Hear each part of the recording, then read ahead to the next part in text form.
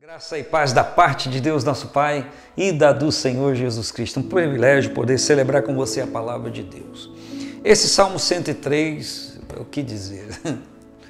Meu Deus, eu preciso ler muito mais a palavra de Deus, ler, reler. Que coisa maravilhosa. Me permita ficar um pouquinho mais com você no Salmo 103.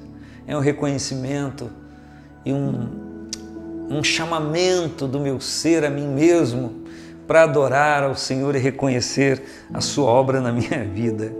Eu quero com você hoje celebrar o versículo 6, Salmo 103, versículo 6.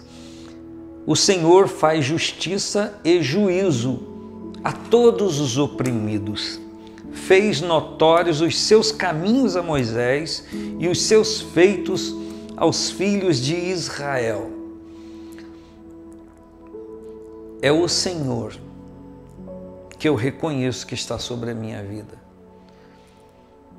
E no versículo 6, o Senhor faz justiça e juízo a todos os oprimidos.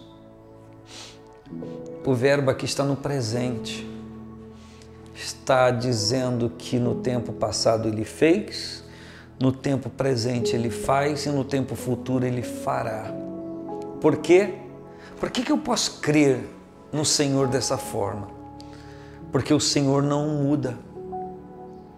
2 versículos que atestam isso. O primeiro é Tiago quem escreveu.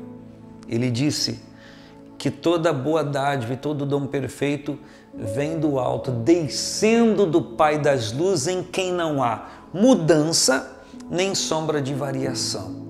Então, é um princípio divino, é um atributo divino, imutável, imutabilidade. Segundo versículo, Hebreus capítulo 13, versículo 8.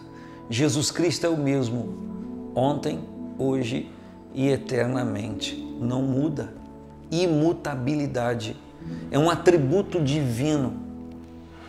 Então, quando a Bíblia diz que o Senhor faz justiça, repito, Ele fez, Ele faz e Ele fará. E a Bíblia diz que Ele faz justiça a todos os oprimidos. Bom, então vamos pensar, se o Senhor faz justiça a todos os oprimidos, em que nível ou em quais níveis Ele faz? Primeiro, no nível espiritual Ele faz justiça. Porque quando Paulo escreve aos Filipenses, ele diz que o meu Deus, segundo as suas riquezas, suprirá todas as vossas necessidades em glória por Cristo Jesus. Então, o tratamento de Deus não começa do físico para o espírito, começa do espírito para o físico. Isso que eu preciso ter em mente. Jesus Cristo disse: buscai primeiro o reino de Deus, coisas espirituais. E todas essas coisas físicas vos serão acrescentadas. O problema nosso é querer resolver as coisas naturais, humanas, físicas, palpáveis, materiais, para depois pensarmos em Deus. Isso é equivocado, isso não vai funcionar. Mas a Bíblia diz que Ele faz justiça. Se Ele faz justiça, é porque a pessoa que precisa desse ato divino está sendo de alguma forma injustiçada. Isso te faz lembrar alguma coisa que acontece hoje no mundo globalizado, no nosso país, na política, em todas as coisas, na questão econômica, social? Te faz lembrar de alguma coisa? Te faz lembrar de quebra de padrões e de coisas que deveriam ser cumpridas e não são? Fique tranquilo que eu não vou me avançar nisso. Embora tenha um conceito pessoal, um entendimento pessoal e algo que eu particularmente penso. Mas não é o meu propósito aqui, pelo menos hoje. Embora eu quero lhe dizer que às vezes eu me coço de vontade de falar sobre isso, de dar a minha opinião, de ir fundo nisso, dá uma vontade. Mas o meu nível de conhecimento é tão pequenininho, E talvez isso não seja produtivo e positivo. Mas é o bem que eu estou querendo fazer. Mas se Deus faz justiça e juízo a todos os oprimidos, é porque as pessoas estão sendo injustiçadas e o juízo, o julgamento está sendo corrompido. Aí sim a gente pode falar com fartura nesse Brasil. Não importa o que você creia ou descreia, a verdade é que nós estamos diante de uma baderna, diante de uma bagunça, de quebras de princípios que dizem ser institucionais. Eu não estou não estou pendendo para lá, não é verdade? Mas qualquer pessoa que lê a cartilha, que ela só quer que as outras pessoas cumpram e ela não, está no erro. Não precisa nem ser muito inteligente para entender isso, não é verdade?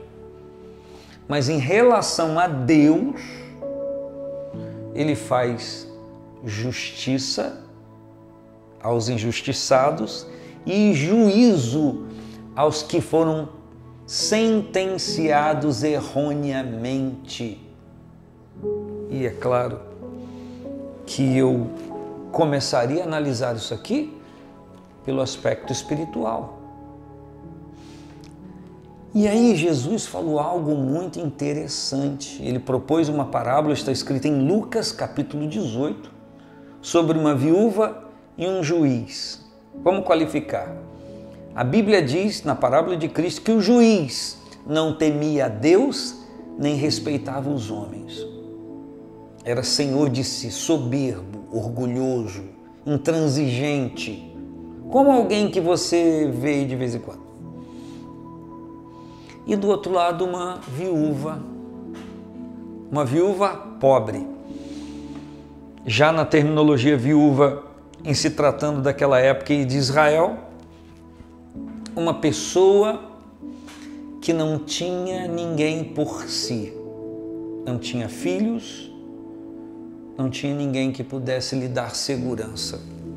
Era assim que em Israel as pessoas recebiam títulos, as mulheres recebiam o título de viúva, quando estava numa idade que não casava-se mais e que não tinha nenhum familiar que pudesse socorrê-la. Então ela recebia o título de viúva. E essa mulher, diante desse juiz iníquo, que não temia Deus nem respeitava os homens, não tratava da causa daquela mulher. Ela falou, sabe o que ela fez? Batia a porta dele. Faze-me justiça, faze-me justiça. E o juiz falou, peraí, eu não temo a Deus nem respeito os homens, mas porque essa mulher me molesta, fica me aborrecendo, eu vou dar causa ganha para ela porque fica aqui me aborrecendo. Eu não estou nem aí para ela, nem para Deus, diz o juiz, mas ela está me importunando. E aí Jesus, concluindo a parábola, diz, e não fará o Senhor justiça a todos os seus servos, aqueles que buscam por Ele, não fará depressa?